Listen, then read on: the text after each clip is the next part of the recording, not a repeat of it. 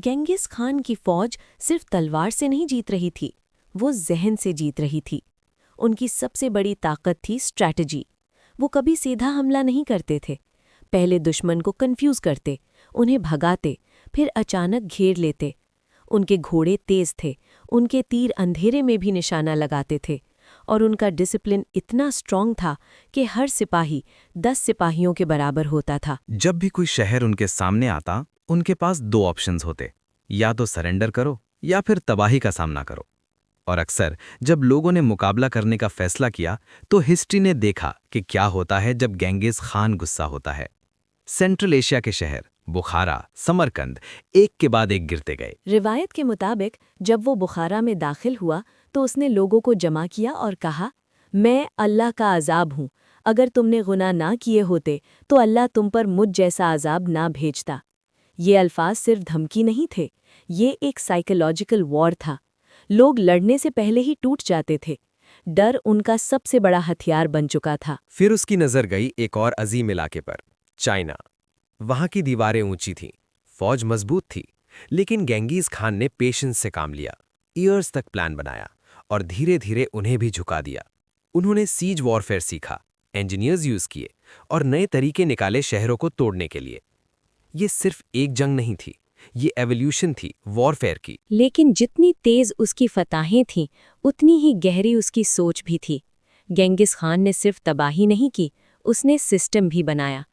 उसने एक code introduce किया, यासा। ये उसका कानून था, जहां चोरी की सज़ा सख्त थी, जहां डिसिप्लिन टूटने पर सज़ा मिलती थी और जहां लॉयल्टी सबसे ऊपर थी। उसने रिलीजन को फ्रीडम दी। डिफरेंट मजहब के लोग उसके एम्पायर में रहते थे और ट्रेड रूट्स को सेफ बनाया। सिल्क रोड दोबारा जिंदा हो गया और दुनिया के कोने कोने से लोग ट्रैवल करने लगे। सोचो, एक आदमी जो जंगल में भूखा रहकर बड़ा हुआ, आज दुनिया की इकोनॉमी को कंट्रोल कर रहा था। लेकिन हर ताकत के साथ एक तन्हाई भी होती है, और गेंगिस खान के साथ भी यही हुआ। उसने अपनी जिंदगी जंग में गुजारी, दोस्त कम थे, दुश्मन ज्यादा। उसने अपने बेटों को तैयार किया एम्पायर को डिवाइड करने के लिए, लेकिन उसे पता था कि उसके बाद सब कुछ वैसा नहीं रहेगा। आखिरी दिनों में वो अक्सर खामोश रहता था, दूर आसमान की तरफ देखता, जैसे अपनी जिंदगी के सफ़र को याद कर रहा हो। एक छोटा बच्चा जिसे दुनिया ने ठुकरा दिया था, आज दुनिया का सबसे बड़ा हुक्मरान बन चुका था। एक कैंपेन के दौरान उसकी तबीयत खराब हुई। फौज अब भी स्ट्रांग थी, दुश्मन अब भी डर रहे थे, लेकिन उनका लीडर आखिरी सांस ले रहा था। और फिर खामोशी से गेंगिस खान इस दुनिया से चला गया। उसकी कब्र का एग्जैक्ट लोकेशन आज भी राज है। कोई नहीं जानता कि दुनिया का सबसे बड़ा फातेह कहाँ दफन है, लेकिन एक चीज सब जानते हैं, उसका असर कभी खत्म नहीं हुआ। उसके बाद उसके बेटे, उसके पोते एम्पायर को और फैलाते रहे, और एक वक्त आया जब मंगोल एम्पायर दुनिया का सबसे बड़ा लैंड एम्पायर बन गया। चीन से यूरोप तक हर जगह उसका नाम गूंजता था।